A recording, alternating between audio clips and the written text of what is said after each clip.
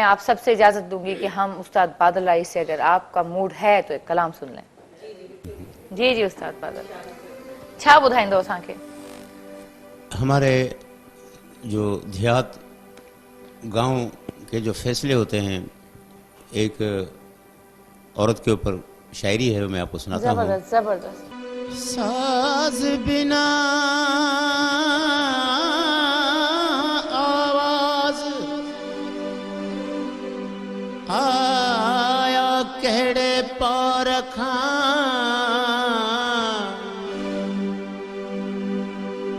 कहीं भी राणे राज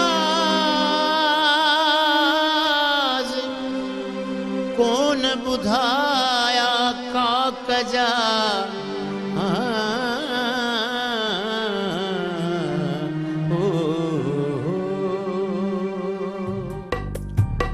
भेनर बाबे वारा मुहिंजो बार कुल्हन ताला हिन प्या।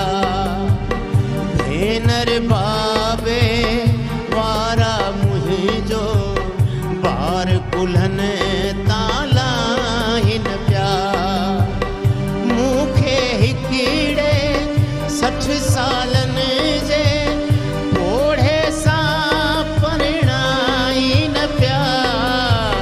भेनर बाबे वारा मुहिंजो बार कुल्हन ताला हिन प्या।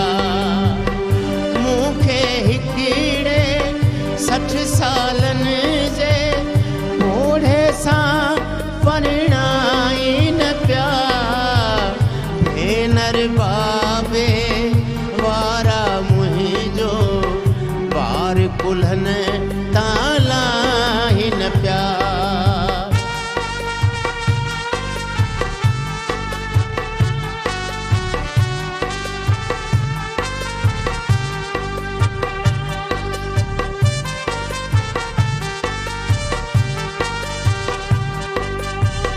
जन जे दिल जो टुकरो आया, तिन खां पई अॼु धार थिया।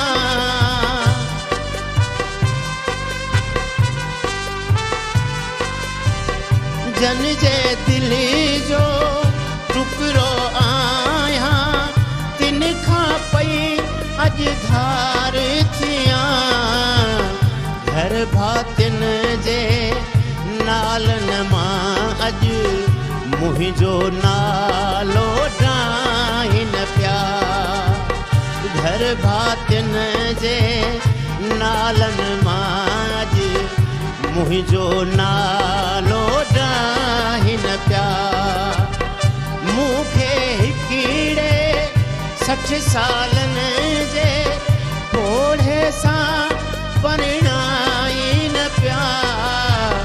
भेनर बाबे वारा मुहिंजो बार कुल्हन ताला हिन प्या।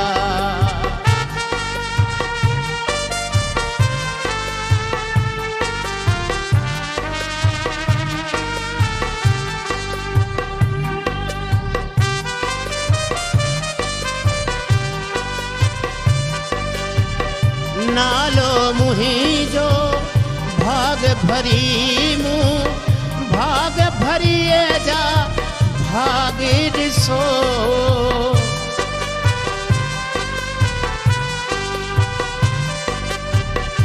नालो मुहिंजो भाग भरी ऐं भाग भरिए जा भाग ॾिसो।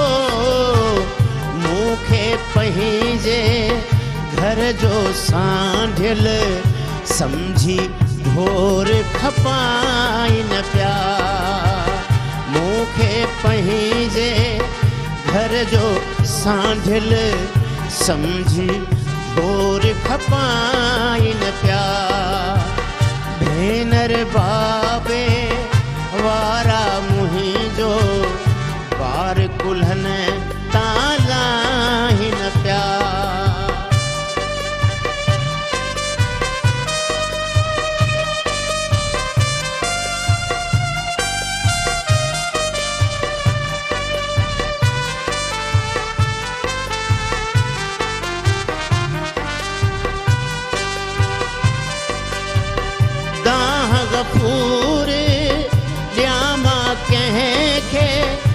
पंहिंजन मूंखे पाण पुठो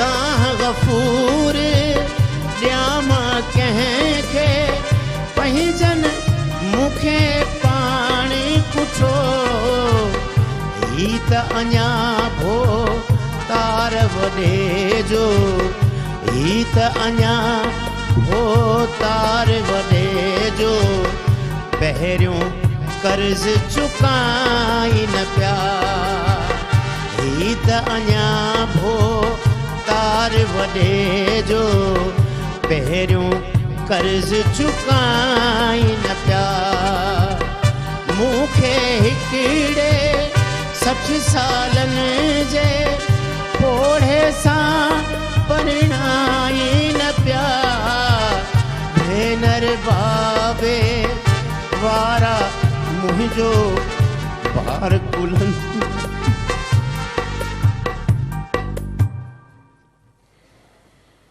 हकीकत आया आपका कोई एक्सपीरियंस